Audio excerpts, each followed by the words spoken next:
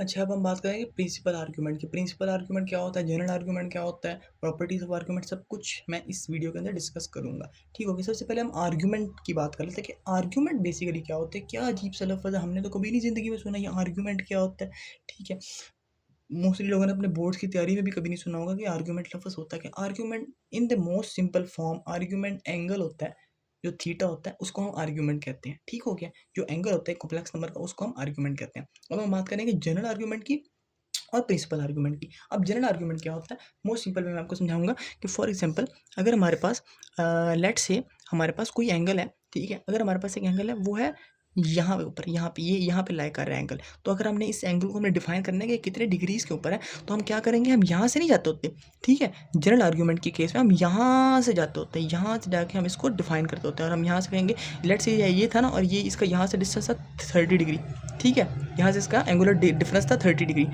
ठीक है, तो हम इसको कहेंगे कि ये जो एंगल है, ये जनरल आर्गुमेंट के केस में ये इस एंगल का जो यानी कि सॉरी ये जो रे है, इस रे का जो एंगल है वो हमारे पास कितना है, वो हमारे पास है 330 डिग्री। ठीक है, इसी तरह अगर हमारे पास कोई रे है वो यहाँ पे लाई कर रही है, जिसका यहाँ से जो है वो डिफरेंस वो आ रहा है 60 का। ठीक है, लेट से, और यहाँ से जो आ रहा है वो आ रहा है 30 का। ये मैं सिर्फ आर्बिट्रेरी ड्रॉ कर रहा हूँ, ये ज़रूरी नहीं कि यहाँ इतना कम ज़्यादा हो। तो फिर हम क्या करेंगे, फिर हम उसके लिए जनरल आर्गुमेंट के केस में यहाँ से जाएंगे और यहाँ से नापेंगे, और हमारे पास क्या बनेगा 180 + 60। और इस रे का हमारे पास एंगल कितना बन जाएगा, वो हमारे पास बन जाएगा 180 + 60 किसके इक्वल होता है, 240 डिग्री के ऊपर। ठीक हो गया।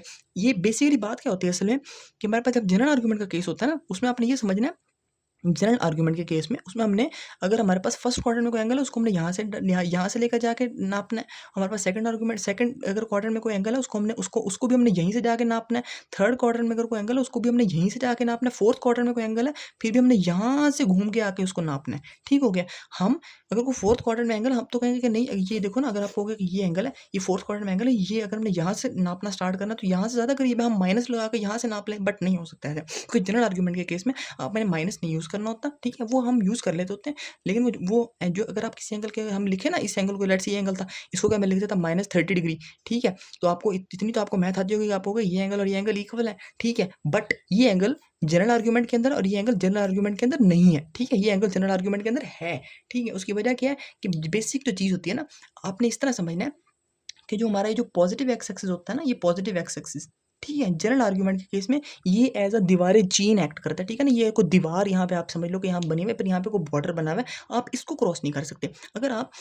अगर आपने -30 डिग्री एंगल लेना है ना, तो आप इसको क्रॉस करके यहाँ पे आओगे। ठीक है, फिर आप यहाँ से आके -30 डिग्री एंगल लोगे, लेकिन आपने इसको क्रॉस नहीं कर सकते। अगर आपने जनरल आर्गुमेंट को फॉलो करना है ना, तब आपने इसको क्रॉस नहीं करना। अगर आपने इसको क्रॉस कर दिया ना, तो आपने जनरल आर्गुमेंट की बेसिक टर्म को वायलेट कर दिया। जनरल आर्गुमेंट की बेसिक टर्म ही ये थी कि आपने पॉजिटिव एक्स एक्सिस को क्रॉस नहीं करना। अगर आपने, लेट से मेरे पास एक एंगल है वो यहाँ पे लाई कर रहा है, उसका यहाँ से डिफरेंस जो है वो 10 डिग्री का है। ठीक है, मैं ये नहीं कहूँगा -10 डिग्री का, मुझे उसको नापने के लिए यहाँ से घूम के आना पड़ेगा इतनी दूर से, और फिर मैं बताऊँगा कि भाई ये जो एंगल था वो कितने का था, वो 350 डिग्री का था। ठीक है, मैं उसको -10 नहीं कहूँगा, 350 कहूँगा। क्यों? क्योंकि मैंने जनरल आर्गुमेंट को फॉलो करना है। जनरल आर्गुमेंट को वैलिड रखने के लिए या फॉलो करने के लिए ज़रूरी है कि मैं पॉजिटिव एक्स एक्सिस जो है उसको मैं क्रॉस ना करूँ। ठीक है, वो एक बॉर्डर की तरह एक्ट करेगा, उसको मैं क्रॉस बिल्कुल भी ना करूँ।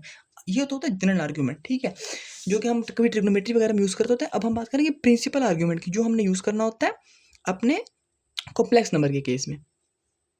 जो काम जनरल आर्गुमेंट के केस में पॉजिटिव एक्स एक्सिस कर रहा था ना, वही काम प्रिंसिपल आर्गुमेंट के केस के अंदर, वही काम कौन करता है, नेगेटिव एक्स एक्सिस करता है। ठीक है, मैं दोबारा बता देता हूँ कि जो काम जनरल आर्गुमेंट के केस में पॉजिटिव एक्स एक्सिस कर रहा था, अब वही काम प्रिंसिपल आर्गुमेंट के केस में नेगेटिव एक्स एक्सिस करता है। कि लेट्स से मैंने जनरल आर्गुमेंट में क्या बताया था कि ये जो पॉजिटिव एक्स एक्सिस है ना, ये सॉलिड होता है, या फिर ये दीवार है कोई, या फिर आप ये समझ लो ये बॉर्डर है, इसको क्रॉस नहीं कर सकते। इसके अगर हमने यहाँ पे जाना तो हमें परली तरफ से घूम के आना पड़ेगा, इसको हम नहीं क्रॉस कर सकते, इसको हम नहीं फलांग सकते। ठीक है, इसी तरह जब हम प्रिंसिपल आर्गुमेंट की बात करेंगे तो उसके अंदर ये जो नेगेटिव एक्स एक्सिस होता है ना, ये हमारे पास, आप समझ लो कि ये सॉलिड दीवार है, इसको हम नहीं क्रॉस कर सकते, इसको हम नहीं फलांग सकते। अब इसका क्या मतलब है कि लेट्स से अगर हमारे पास एंगल से फर्स्ट क्वाड्रेंट के अंदर हुआ तो हम उसको यहाँ से जाके नाप लेंगे।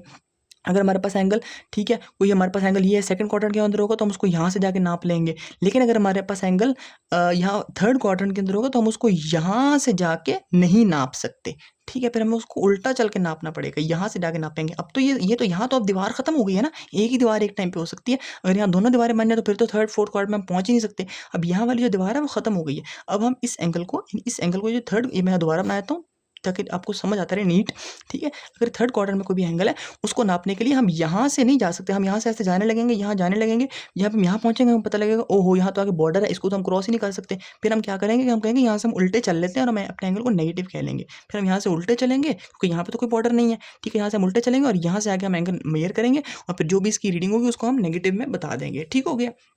ये होता है प्रिंसिपल आर्गुमेंट का कॉन्सेप्ट कि अगर आपने पहले क्वाड्रेंट में एंगल मेजर करना है, ठीक है, तो आपने यहाँ से चलना है। अगर आपने दूसरे क्वाड्रेंट के अंदर एंगल मेजर करना है तो आपने यहाँ से यहाँ तक, यहाँ से यहाँ तक चल लेना है। उसके बाद अगर आपने तीसरे क्वाड्रेंट के अंदर एंगल मेजर करना है तो आपने यहाँ से उल्टे चलना है। और अगर आपने चौथे क्वाड्रेंट के अंदर एंगल मेजर करना है तो फिर भी आपने यहाँ से उल्टे चलना है, ठीक है। ये हमारे पास प्रिंसिपल आर्गुमेंट का केस होता है और ये इसीलिए जरूरी है क्योंकि जितनी भी प्रॉपर्टीज ऑफ आर्गुमेंट्स होते हैं जो आपने जो पढ़ी होंगी वो कभी भी फॉलो ही नहीं हो सकती अगर आप प्रिंसिपल आर्गुमेंट यूज ना करो, ठीक है। अगर आप जनरल आर्गुमेंट यूज़ करो वो कभी भी फॉलो हुई नहीं हो सकती, ठीक है। और इससे आपको ये समझ लग गई होगी कि हमने अगर क्या नाम है उसका थीटा को हमारे पास जो यानी tan inverse of y over x हमारे पास आएगा, ठीक है, उसको हमने अगर थीटा के अंदर उसके एंगल के अंदर चेंज करना होगा तो हम उसमें कैसे करना होगा कि लेट से हमारे पास जब भी वो एंगल आता होता है ना, ठीक है, वो हमारे पास आता होता है x एक्सिस से, ठीक हो गया। लेट से यानी जब हमारे पास फर्स्ट क्वाड्रेंट होगा ना तो हमारे पास जो यानी कि आएगा ना tan इनवर्स ऑफ, यहाँ मैं लिख देता हूँ इसको, हम एक मिनट लिख लेते हैं। tan inverse of y over x को हम सपोज कर लेते हैं, या मॉड ले लेते हैं ऊपर नीचे, ठीक है, इसको हम सपोज कर लेते हैं अल्फा के इक्वल, ठीक है।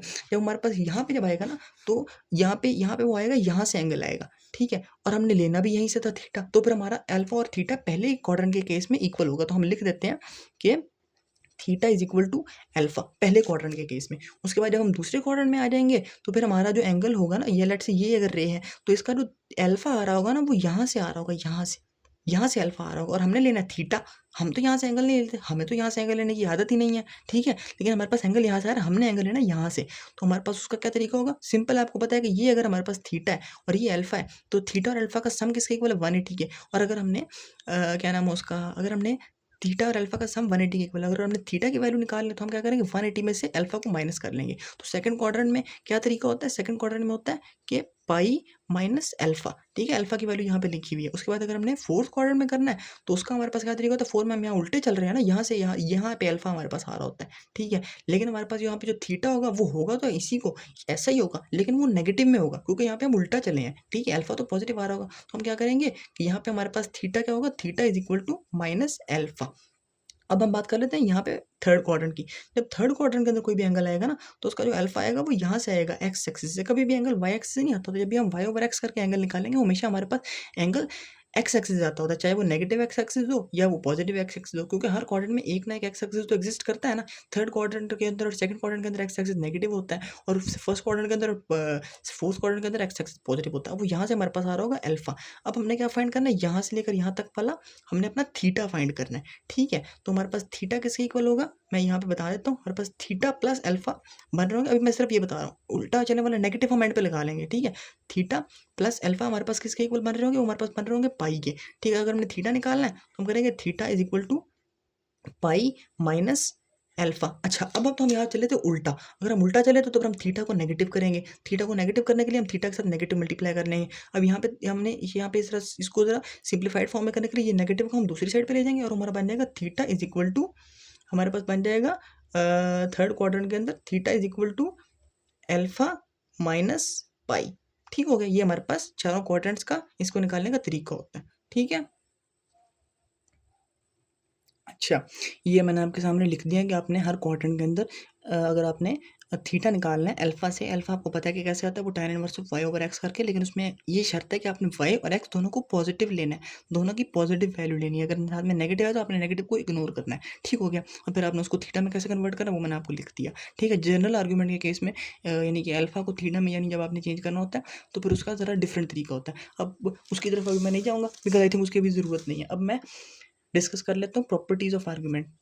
प्रॉपर्टीज़ ऑफ आर्गूमेंट हमारे पास क्या होता है कि अगर हमारे पास एक क्या नाम है उसका कॉम्प्लेक्स नंबर है, ठीक है, एक उसका अगर हमने कॉन्जुगेट लिया, ठीक है। और अगर हमने उसका आर्गुमेंट हम लेंगे कॉम्प्लेक्स नंबर का कॉन्जुगेट लेने के बाद उसका अगर हम आर्गुमेंट लेंगे वो किसके इक्वल होगा कि अगर हम उस कॉम्प्लेक्स नंबर का आर्गुमेंट लेते और फिर हम उस आर्गुमेंट का नेगेटिव ले लेते। ठीक हो गया। ये कैसे होगा कि फॉर एग्जांपल मेरे पास यहाँ पे कॉम्प्लेक्स नंबर बन रहा था, ठीक है, यहाँ पे कॉम्प्लेक्स नंबर बन रहा था, यहाँ पे करके हम फर्ज कर लेते हैं वो बन रहा था यहाँ पे करके 2 + 3 आयोटा। ठीक है, यहाँ पे करके बन रहा था, जरा गंदी डायग्राम मारी बट मैं सपोज करने को समझा रहा हूँ। ठीक है, ये मैं यहाँ पे आपको साइड पे यहाँ पे करके बना देता हूँ कि यहाँ पे कॉम्प्लेक्स नंबर बन रहा था।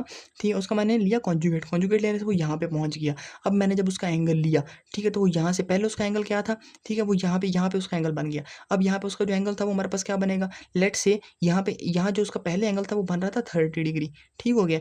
अब ये वाला एंगल उसका क्या बन रहा है, वो बन रहा है -30 डिग्री। ठीक है, यानी उसका कॉन्जुगेट लेने के बाद उसका जब हमने एंगल लिया तो वो बना -30 डिग्री। पहले उसका एंगल था 30 डिग्री और उसने यहाँ पे भी तो यही बात की है कि उसके ओरिजिनल एंगल का अगर हम नेगेटिव ले लेंगे तो वही उसका कॉन्जुगेट लेने के बाद जो एंगल बनेगा वो उसका वही होगा। और इसी तरह अगर आप यहाँ पहले क्वाड्रेंट में देख लोगे, लेट्स से अगर एक एंगल था यहाँ पे आ रहा, यहाँ पे कॉम्प्लेक्स नंबर आ रहा है, उसका जो थीटा था वो बन रहा था यहाँ से लेकर यहाँ तक 120 डिग्री। जब हमने उसका कॉन्जुगेट लिया तो फिर वो यहाँ पे पॉइंट चला जाएगा और यहाँ पे जब उसका एंगल बनेगा वो बनेगा -120 डिग्री। ठीक है, और ये बिल्कुल सेम बात है। ये थोड़ी सी डायग्राम इस तरह बन गई, आई थिंक आपको समझ आ गई। अगर नहीं समझ रहे थोड़ा सा एकदम बैक करके देख लेना, रुक के समझ लेना। ठीक हो गया। उसके बाद ये बाकी प्रॉपर्टीज है वो मैं ऐसे लिख देता हूँ। अच्छा, दूसरी प्रॉपर्टी हमारे पास क्या होती है, वो हमारे पास होती है आर्ग्यूमेंट अगर हम लें, यानी कि z divided by z mod. एक नंबर को उसके मॉड से डिवाइड करने के बाद हम उसका अगर हम आर्गुमेंट यानी उसका अगर हम एंगल निकालेंगे, जो एक नंबर को हमने उसके क्या नाम है उसका मॉड से नहीं, सॉरी मेरी ज़ुबान फिसल गई थी।